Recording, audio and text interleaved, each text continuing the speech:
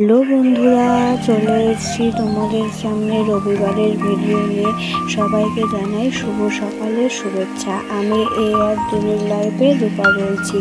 ঘুম থেকে উঠে গেছে সোনামা সকাল সকাল, তাই ভাবলাম বিছানার চাদরটাও চেঞ্জ করে দিই। অনেক দিনই হয়েছে বিছানার চাদর চেঞ্জ করা হয়নি, তাই বিছানার চাদর চেঞ্জ করে সব বিছানাপত্র গুছিয়ে টান টান করে চাদরটা পাতবো। দেখো চাদর পেতেছি, খুব সুন্দর লাগছে না চাদরটা? এবার আল্লাহর এই জায়গাটায় সোনার বাবা গেঞ্জি নিয়েছিল, তাই একটু কুচকিয়ে গেছে, তাই ওটা একটু হাত দিয়ে ঠিক করে নেবো।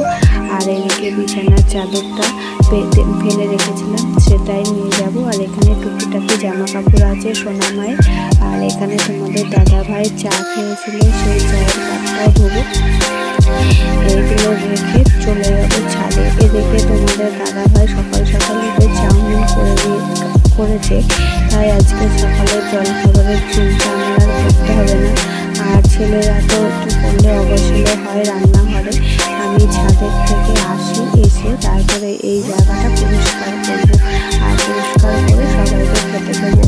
এবার ছাদে এসে দেখছি তো একটা ফোটা জায়গা নেই, তাই জেঠিমাকে বললাম একটু সাইড করো, জামা কাপড় আমি মেলবো। তাই জেঠিমা দেখলে ওনার শাড়িটা শুকিয়ে গেছে, তাই ওই শাড়িটা তুলছে। আর এইদিকে তো হালকা হালকা মেঘ জমে আছে। আর 11:30-12টা বাজলে বৃষ্টি আরম্ভ হয়ে যায়, তাই ঝটপট করে ছাদে চলে এসেছি জামা কাপড় মেলতে।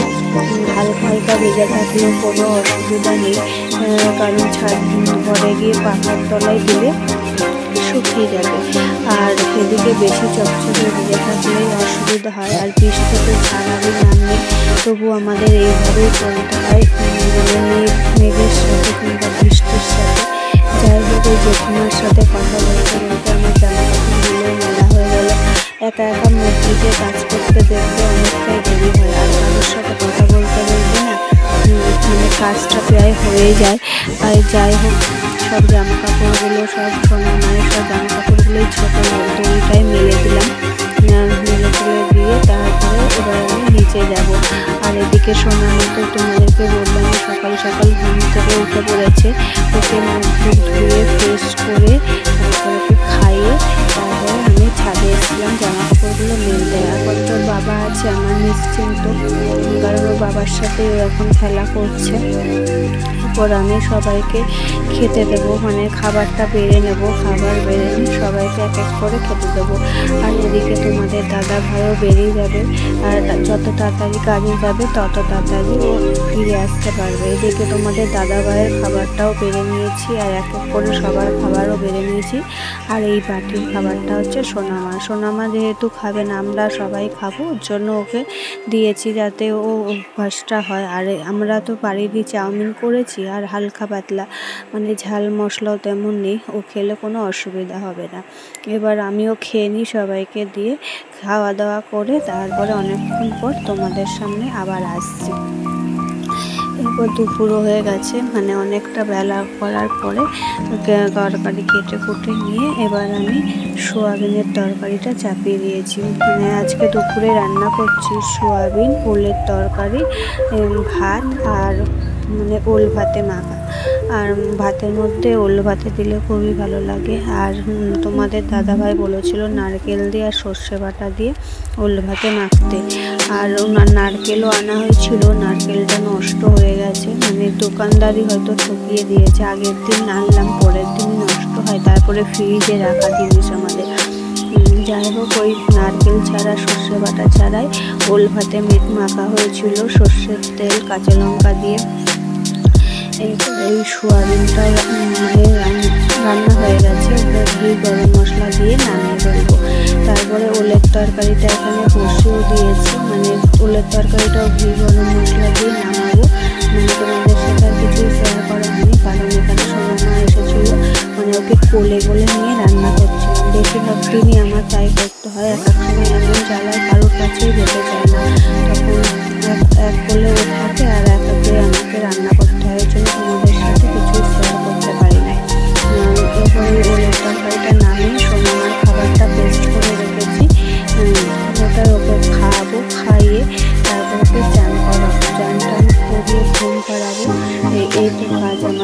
প্রত্যেক দিনই একই রুটিন, আর বা দুপুরের সাথে শেয়ার করবো কিছু বুঝতে পারি না।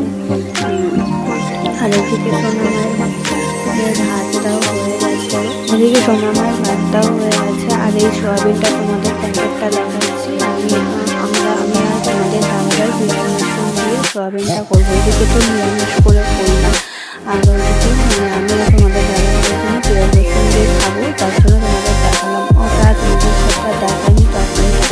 আর এইদিকে 11:30-12টা বেজে গেছে, জল চলে এসেছে। জল ভরতে জল আনতে গেলাম, জল এনে দেখছি আমার এদিকে ওলের তরকারিটা শুকিয়ে গেছে, মানে শুকনো শুকনো করেছি, যেহেতু সোয়াবিনের তরকারিটা জল হয়েছে তাই শুকনো শুকনো করেছি। আর এটা হচ্ছে সোয়াবিনের তরকারি। আর এটা আগের দিনে বাঁধাকপিটা ছিল, সেটা ফ্রিজ থেকে বার করে এখানে রাখা হয়েছে। আর সোয়াবিনের তরকারি এখানে হাতাটা নিচ্ছে, কারণ তোমাদেরকে একটু দেখাবো সোয়াবিনের তরকারিটা কেমন হয়েছে। এইরকম কেমন হয়েছে অবশ্যই তোমরা জানাবে। সোয়াবিনের তরকারিটা নিশ্চয়ই ভালো হয়েছে। আর আজকে সোয়াবিনের তরকারিটা না সত্যি ভালো হয়নি, একটু তেতো তেতো হয়ে গেছে। আর এদিকে বললাম না তোমাদেরকে ওল ভাতে দেবো, ওই জন্য ওলটা ধুয়ে কেটে এখানে রাখা আছে। ভাতটাও দেরি করেই করব। আর ওদিকে সব কাজকর্ম সেরে রান্নাবান্না সেরে একেবারে চলে এসেছি সোনামাকে স্নান করাতে, কারণ 8 ঘন্টার ওপরে হয়েছে, ওকে খাওয়ানো হয়ে গেছে। তোমাদেরকে দেখালামই, ওখানে ভাত পেস্ট করে ঝুড়িটা ওখানে রাখা আছে, মানে ওখানে মাজবো, ওকে চান টান করিয়ে তারপরে মাজবো। আর এই দেখো, সে তখন বললাম না তোমাদের দাদাভাই আল্লার থেকে জামা কাপড় নিয়েছে, তাই একটুখানি কুচকিয়ে গেছে, তাই একটুখানি আমি ঠিক করে দিলাম। সবসময় যে এই ছোট ঘর তো সবসময় যতটা পারি গুছিয়ে রাখার চেষ্টা করি, আর বাচ্চা ঘর বলে কথা। আর ও তো মনে করো আল্লাহ এখন তো হাঁটা শিখে গেছে, এটা ধরে ওটা ধরে এটা ছাড়ে, তাই যতটা পারি গুছিয়ে রাখি। আর এদিকে সোনামায়ের চান টানও হয়ে গেছে। আজকের ভিডিওটি এই পর্যন্তই।